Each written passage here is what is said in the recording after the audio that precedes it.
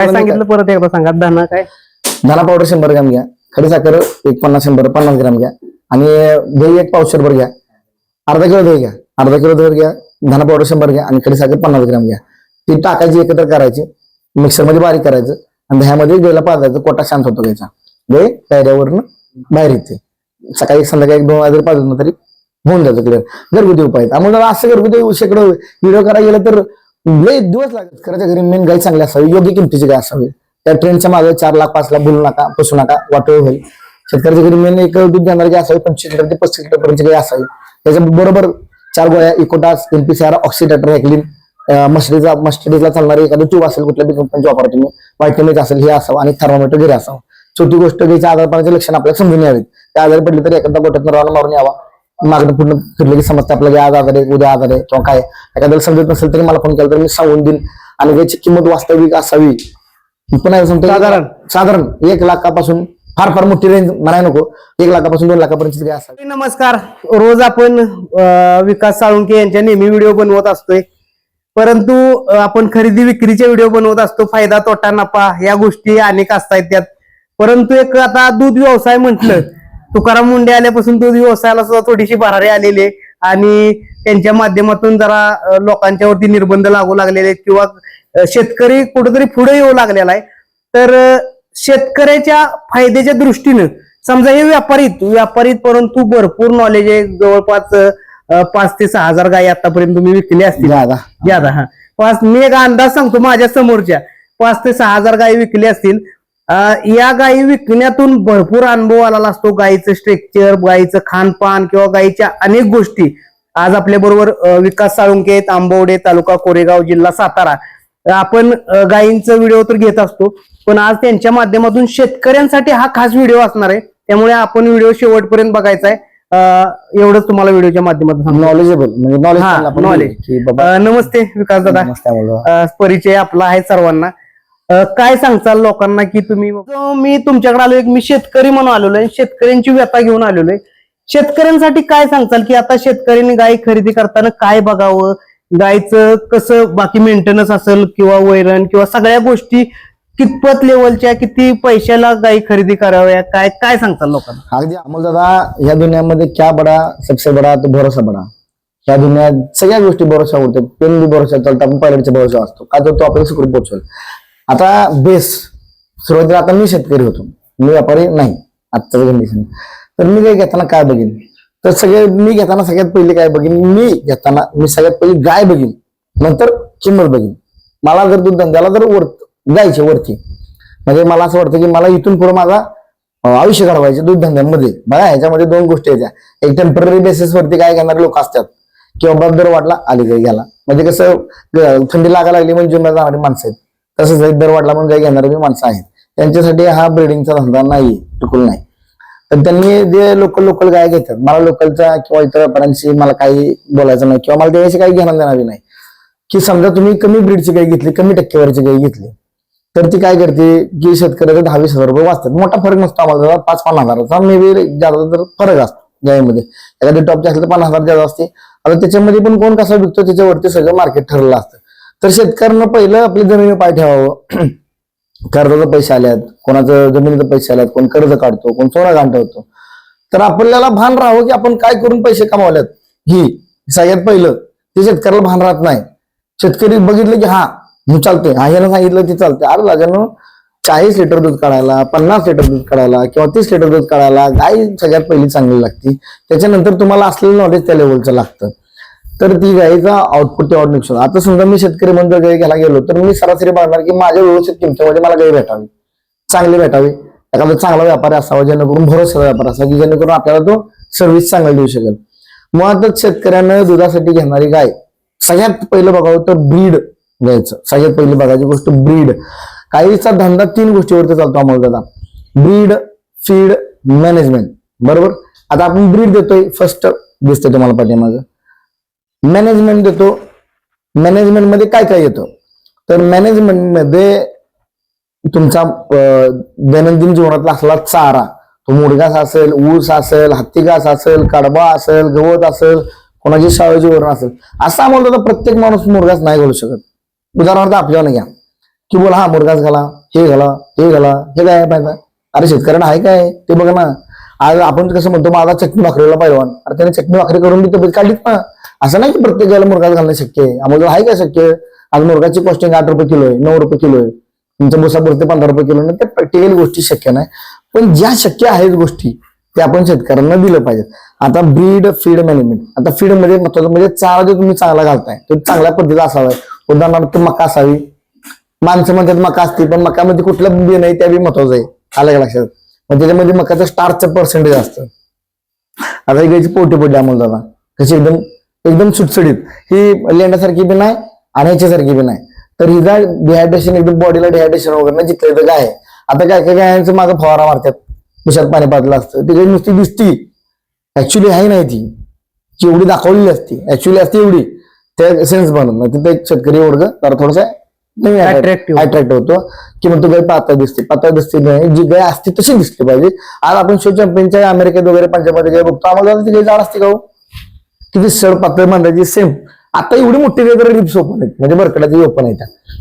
आता फीड बद्दल तुम्हाला सांगतो तर चांगल्या प्रतीचा चारा असावा, म्हणजे मुरघास असला, ऊस असला, वाळका चारा असावा.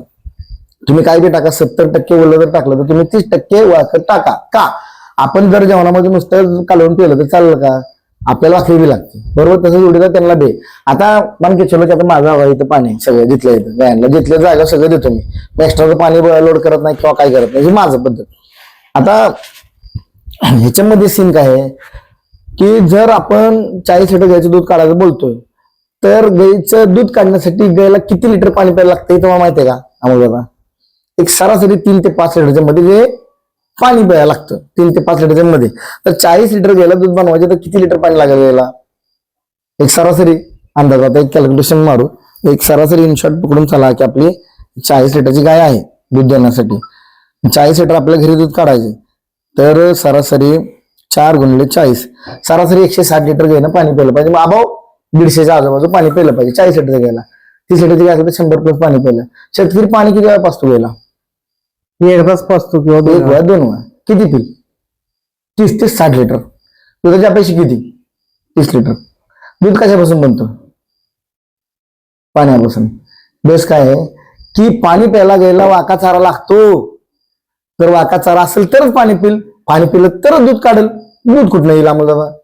सुक्या चाऱ्यामध्ये पाणी जादा असतं त्यामुळे पाणी तेवढं पेत नाही, तर पाणी पिलं तर दूध देईल. हा मेन पार्ट आला. म्हणजे आपल्याला चारा सुक्का आणि वल्ला हा मिक्स 100% पाहिजे आणि ज्यांच्याकडे असेल त्यांनी ह्या गाय घ्यावे ना, ते घेऊ नये बरोबर आहे. आता मुरघासमध्ये ऑलरेडी डायमॅटर येतं जागा, पण ते मुरघासमध्ये पंजाबमध्ये किती केलं तरी 22% ती सुक्का चारा वापरत असते. आता ब्रीड झालं, फीड झालं, मॅनेजमेंट हा मेन रोल आहे. आता ब्रीड दिला आपण, समजा फीड बी दिलं, ही घाला ते घाला दिला आपण सगळं ओके झालं. मॅनेजमेंट म्हणजे काय, आमची एक ही टेस्ट मध्ये दिसते का आम्हाला नाही. त्याला म्हणतात मॅनेजमेंट. का तर याची समजा आता मी थोडस माझा घसा जाम झालाय तर मला माहिती आहे की मी उद्या आजारी पडणार, तर मी आज गोळी खाल्ली पाहिजे बरोबर. पण ती गोळी कोणती खाल्ली पाहिजे हे खूप महत्वाचं आहे. आता बँगलोरनं समजा गाय आणली मी, थोडीशी वीक दिसती, कमजोर दिसते बरोबर. एक 4 ट्रेस आलाय. म्हणजे ट्रेस मीन्स काय, बॉडी पेन आला गेला बॉडी पेन. तर NPCR DPCR मिलनेक्स प्लस मध्ये आहे पॅरासिटामॉल जो आजारपणा काम करतो. NPCR मध्ये पॅरासिटामॉल प्लस प्रॉक्सिमिन ड्रग आहे त्याच्यामध्ये. ते काय करतं, अंगदुखी, डोकंदुखी, पेन किलर सेम माणसांसारख्याच गोळ्या असतात, नाव वेगळे आहेत, ड्रग तोच आहे. आपण आजारी पडला तर आम्हाला काय घेतो, पॅरासिटामॉल. गायला काय देतो, पॅरासिटामॉल. आपण किती ml घेतो, 2 ml. गायला किती ml घेतो, 20 ml. फरक तीच आहे, सायकोलॉजी. म्हणजे जर गाय तुमची आजारी पडणार असेल तर मी तुम्हाला मेन मेडिसिन बॉक्स सांगतो शेतकऱ्याच्या माध्यमातून 4 शेतकऱ्याच्या गोष्टी फायद्याचा, जेणेकरून मला जरी कधी फोन नाही केला तर व्हिडिओ बघून तुम्ही सांगू शकता. गाय पंजाबवरून आणली, बँगलोरवरून आणली, तुम्ही ह्या व्यापाराकडून घ्या त्या व्यापाराकडून घ्या, काय फायदा नाही, कुठे बी घ्या, त्याचा काय संबंध बरोबर आहे. आता सगळ्यात पहिली मेन गाय आल्यानंतर आपल्याला घरी काय पाहिजे, तर घरी आपल्याला इकोटास ईस्ट कल्चर आहे त्याच्यात. म्हणजे जी पोटात ईस्ट कल्चरवरती गायांचा रोजच्या पचायचं काम चालत असतं. ईस्ट कल्चर, इकोटास किंवा प्रोविसॅक बोलच 2 गोळ्या घरी असाव्यात. त्याच्या जोडीला मिलनेक्स किंवा NPCR किंवा DPCR ही गोळी घरी असावी. त्याच्यानंतर ऑक्सिटेट्रासायक्लिन म्हणजे स्टिकिंग बोलस ह्या गोळ्या घरी असाव्या. एक थर्मामीटर घरी असावा, हे मेन मेडिसिन बॉक्स. आणि एक समजा एखादी परिस्थितीच नाही आणि गरीब आहे बिचारा काम करते तर त्याला ही मस्टडीजला सोडायचे ट्यूब म्हणजे तुम्ही त्यात भरपूर ट्यूब आहे का पण अगदी तुम्ही जर एक पेंडिस्टिन 45 रुपयाला भेटते तर समजा एखादा हलका मस्टडी झालाय तर 45 रुपये ट्यूब जरी सोडले दूध काढून तरी ते ओके होऊ शकते किंवा आपल्या लगेच बघितले ना. लगेच बघितलं आम्ही सांगतो ना ते लगेच बघणारच काम आहे तर मला आज आजारी पडला आणि तुम्ही 4 दिवसांनी बघितलं तर तुमचं आवड असते काय त्याला काय नॉलेज म्हणजे सेन्सेस बनत नाही तर पेंडिस्टिन असो तुमची परत एक बेसिक गोष्ट आहे पेंडिस्टिन असो परत तुमच्या अनिलच्या गोळ्या असो NPCR असो ऑक्सिडेटर सायक्लिंग असो ह्या घरी राहिले पाहिजे आणि जर व्हायटमिन एच मध्ये मग बोल्टॉप्सिजेडस आहे व्हायटमिन आहे मजेस्टारेचे आडर स्ट्रॉंगेचे पिरू मध्ये काय आहे त्यातलं मी रेकमेंड करेन एखादं एच कुठलं बी तुम्ही म्हणजे बोल्टॉप्सिजेडस वापरा व्हायटमिन वापरा मजेस्टारेच वापरा पण हेच आपलं 20-20 ml किंवा 15-15 ml गायच्या अकॉर्डिंग तुम्ही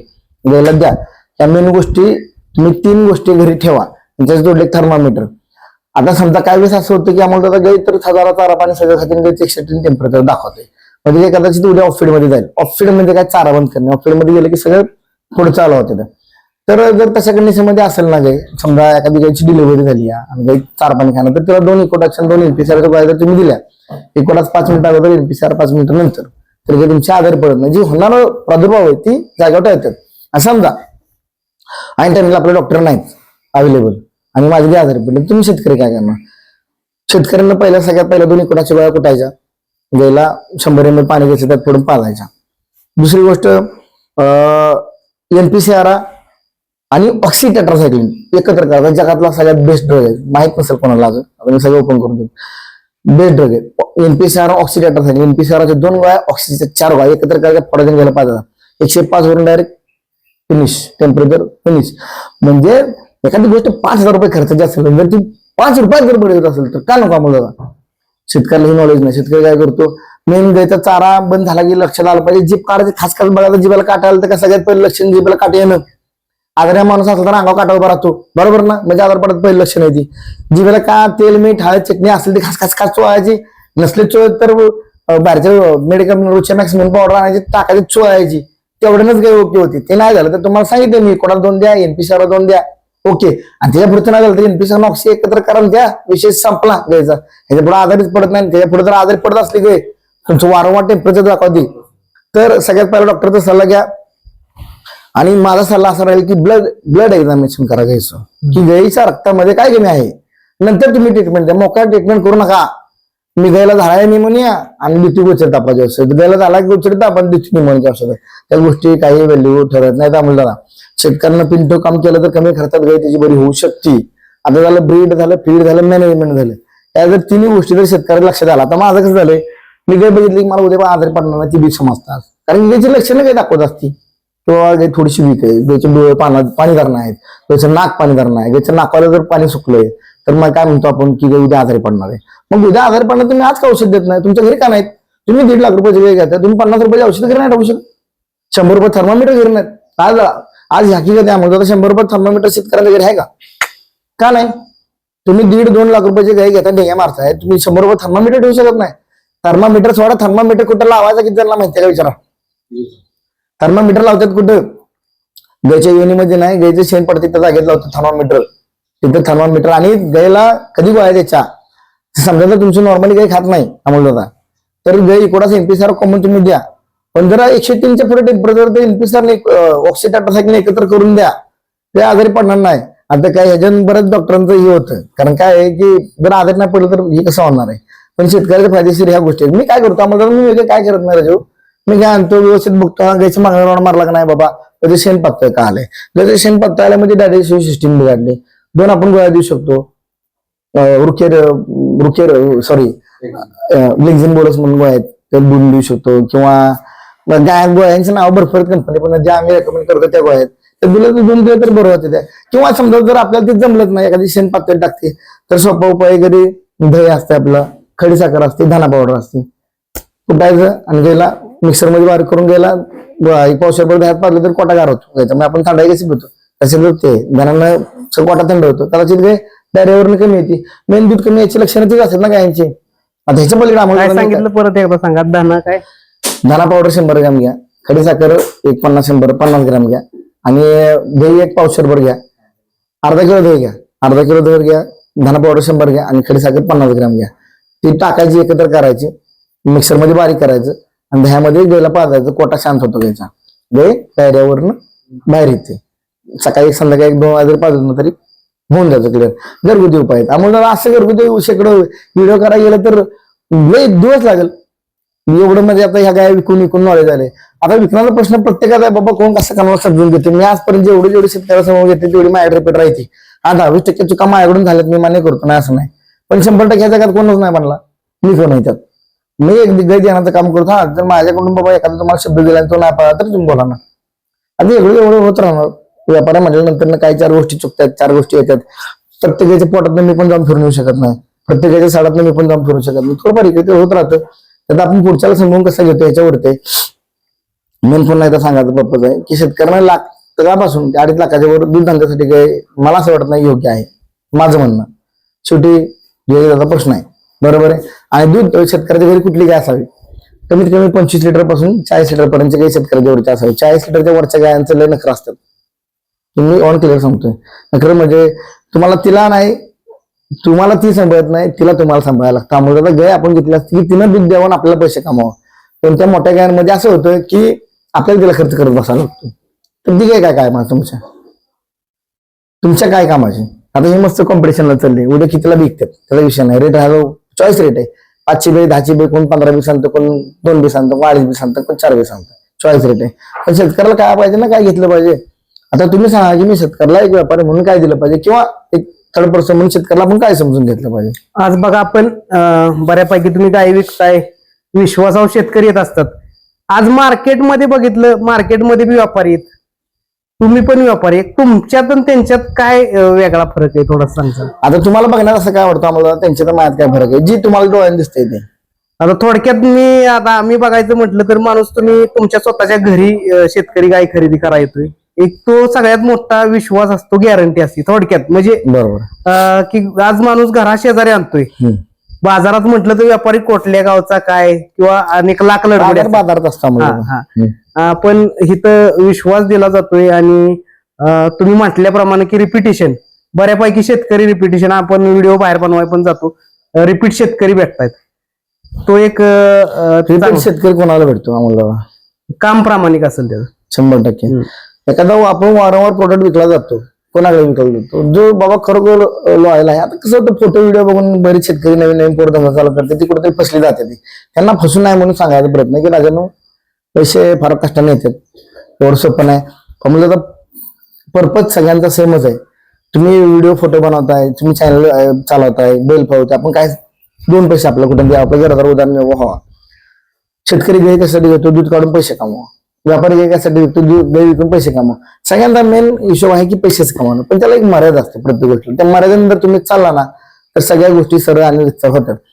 त्याच्यानंतर आता ही तर मी सांगितली 5% गोष्ट दामोल दादा की जे नॉलेज दिली ही 5%, ह्याच्या मागे 95% असते. ती मी शेतकरी जे माझे घेऊन येत असतो त्याला मी मागणं 100% त्याचा हात सोडत नाही कधी शेवटपर्यंत की मी काय होईल ते होईल, मी देऊ दे, काय व्हायचे देऊ दे. त्याच्यापेक्षा अजून काय दिला असेल मी शेतकऱ्याला.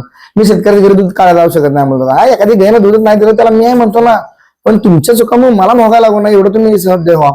तुम्ही एकदा एखादी गाय रिपेअर नसेल होत तर तुम्ही गायचं त्या रक्त वगैरे चेक करा, त्याच्या रक्तात काय काय कमी आहे ते तुम्ही तिला द्या. आणि जर एखादी गोष्ट सगळी खाऊन पिऊन ओकेच आहे गाय आणि दूध देतात त्याला 100% मी जबाबदार आहेच म्हटलं की.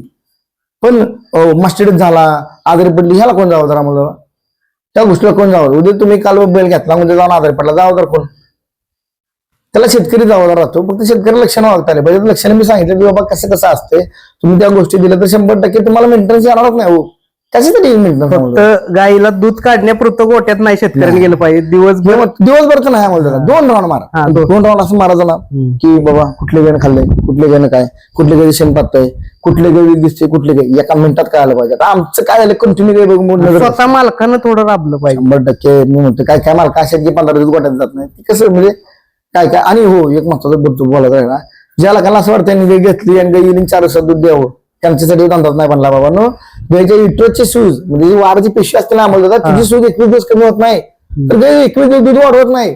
21 दिवसांनंतर ना गाय महिनाभर पिकवत जाते. 21 दिवसात जो प्रेग्नेन्सी मधला झालेला लॉस असतो ना ते गाय भरून काढत असते.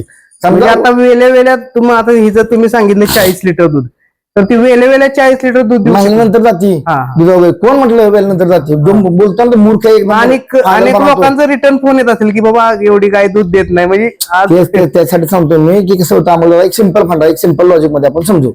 आता आपल्या घरामध्ये प्रेग्नेंट लेडीज असतात, त्यांना काय आपण काळजी घेतो की बाबा पोरगं सुरू हवं, ही डिलिव्हरी व्यवस्थित हवी.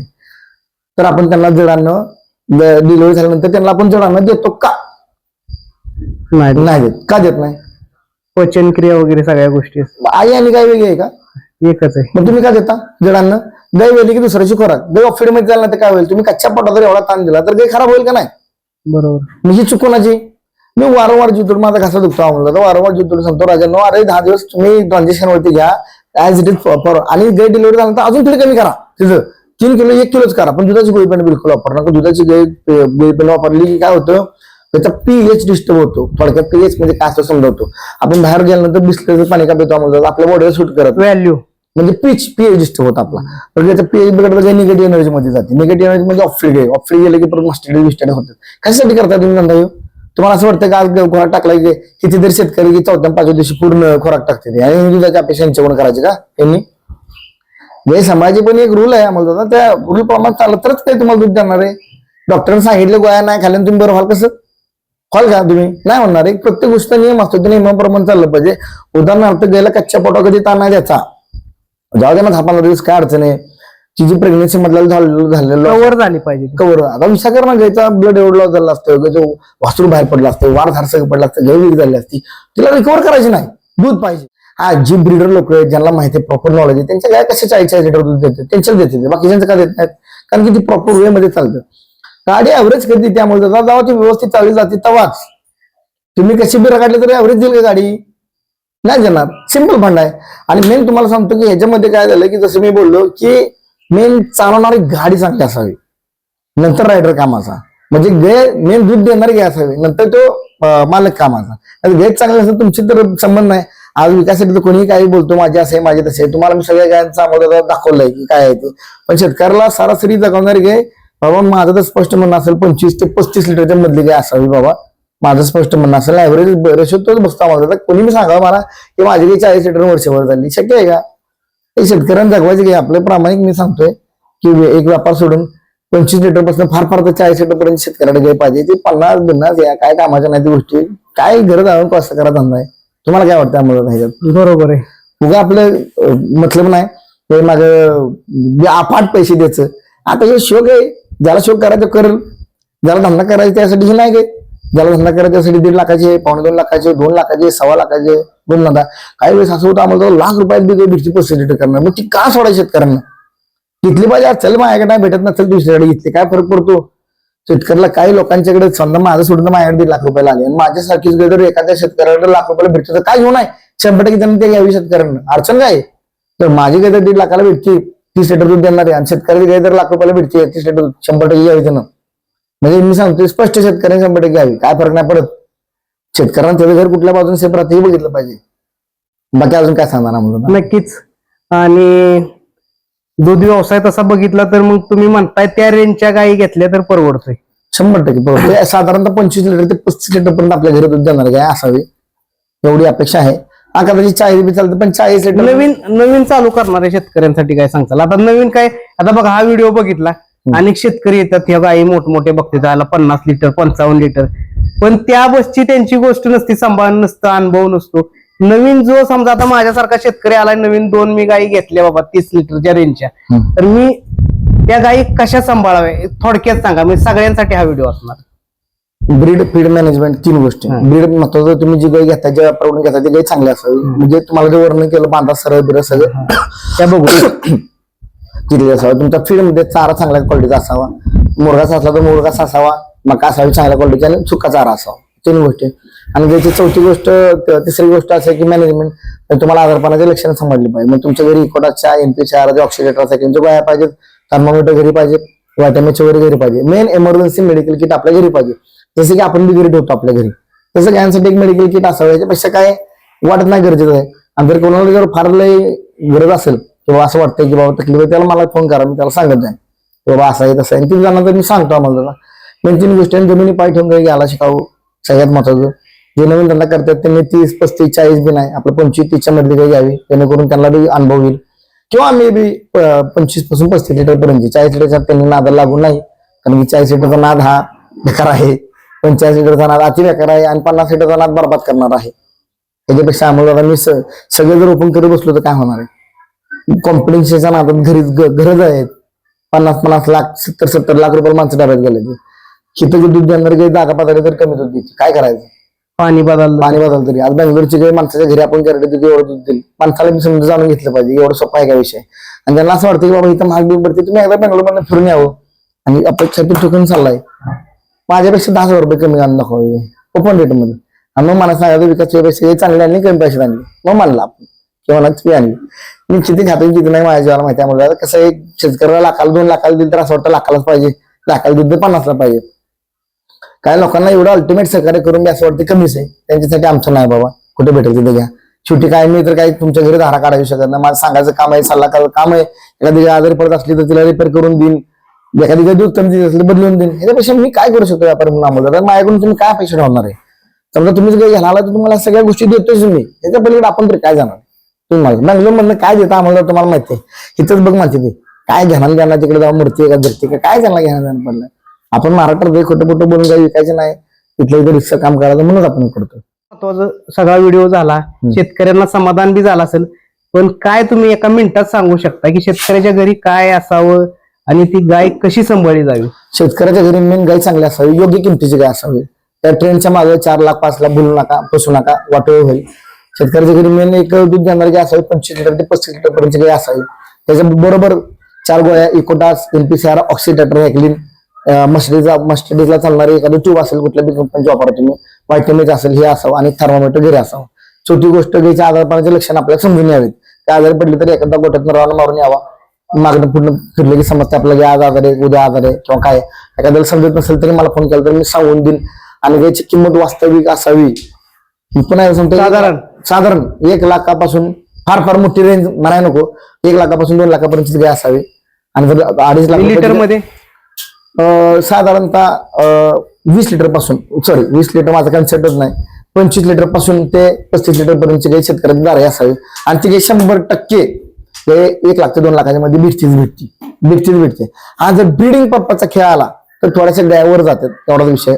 पण ते वरची गाय कोणी घ्यायची ज्याला खरोखर नॉलेज आहे त्यांनी ती गाय घ्या, नाहीतर आपल्या शेतकऱ्याला नॉर्मल गाय 1.5 ते 2 लाखाच्या मध्ये घ्यावी अशी माझी इच्छा आहे. कारण काय बेंगलोरमध्ये बी गाय भेटती, मी पण सांगतोय बेंगलोरमध्ये बी गाय भेटते, घेणारच नियत पाहिजे आम्हाला भेटते. तर कसं प्रत्येक 2.5 ते 3 लाख म्हणायला गेलं तर नाही, 10-20 हजार प्रत्येकाला जो 5-10 हजार नफा असतो ते प्रत्येकाने घ्यावा आणि पुढे पास करावा एवढीच माझी इच्छा आहे. आणि जर कोणाला असं वाटत असेल की बाबा गाय घेऊन काय अडचण येत असेल किंवा काय तर मला सांगा, तुम्हाला समजून सांगेन. यापेक्षा काय महत्वाचं. नक्कीच मित्रांनो, आपल्या फायद्याचा व्हिडिओ झालेला आहे आणि विकास दादांनी बराच वेळ दिला.